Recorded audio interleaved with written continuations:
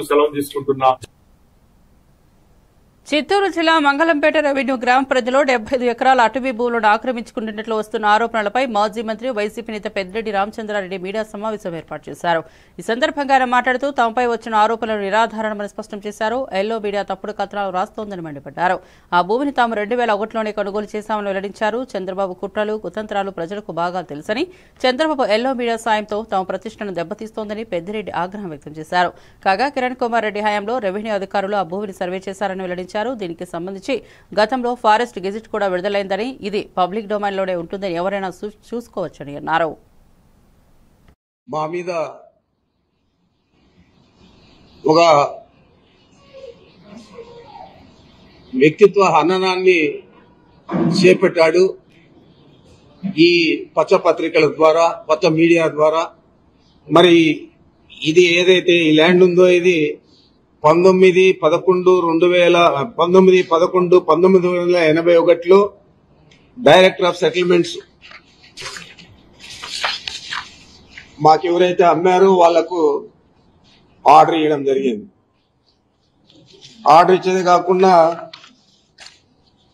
అది ఆ తర్వాత రెవెన్యూ వాళ్ళు ఇంప్లిమెంట్ కూడా చేయడం జరిగింది. అనేసి మా వ్యక్తిత్వ హననాన్ని చేపట్టే విధంగా ఈ పత్రికలు మీడియా చేస్తా ఉన్నాయి. తప్పకుండా వీళ్ళ మీద గతంలోనే మేము చర్యలు తీసుకున్నాం. చిత్తూరు కోర్టులో ఒక మీడియా సంస్థ మీద 50 కోట్లకు, ఈనాడు ఈటీవీ మీద 50 కోట్లకు నష్టపరిహారానికి కూడా, పరువు నష్టపరిహారానికి కూడా వేసాం. మళ్ళా దీని మీద కూడా వేయడం జరుగుతుందని కూడా తెలియజేస్తున్నాను.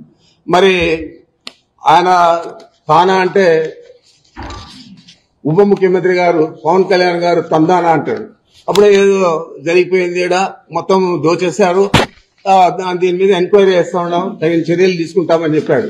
ఇదే పెద్ద మనిషి ఎన్నికల ముందే చెప్పాడు 40,000 కోట్లు ఇసుకలో దందా చేశాడు పెద్దిరెడ్డి, 40,000 కోట్లు దోచేశాడని చెప్పారు. మరి ₹1 తినింటే, ₹1 దోచేస్తుంటే ఎందుకు గానీ యాక్షన్ తీసుకోలేదని అడుగుతా ఉన్నాను. ఏ విధమైన యాక్షన్ తీసుకోకుండా మా ఫైల్స్ చూస్తే తెలుస్తారు మీకు ఏం రాశాను నేను అని చెప్పి. మరి ఆ విధంగా రాసినాను కాబట్టి ఈరోజు నన్ను ఏది ఎదిరించలేకుండా దాని గురించి మాట్లాడడం లేదు. ఇదే పెద్ద మనిషి ఆ రోజు ఎన్నికల్లోనే నేను రెడ్ శాండిల్ అంతా కూడా ఎక్స్పోర్ట్ చేశాను, ఆయన చేసిందంతా కూడా నేపాల్లో పట్టుబడింది, దాని మీద మేము అధికారంలోకి వస్తానే చర్యలు తీసుకుంటానని చెప్పాడు ఇదే పవన్ కళ్యాణ్ గారు.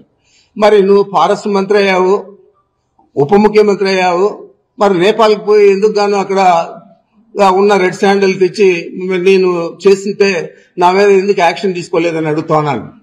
ఏది కూడా లేకుండా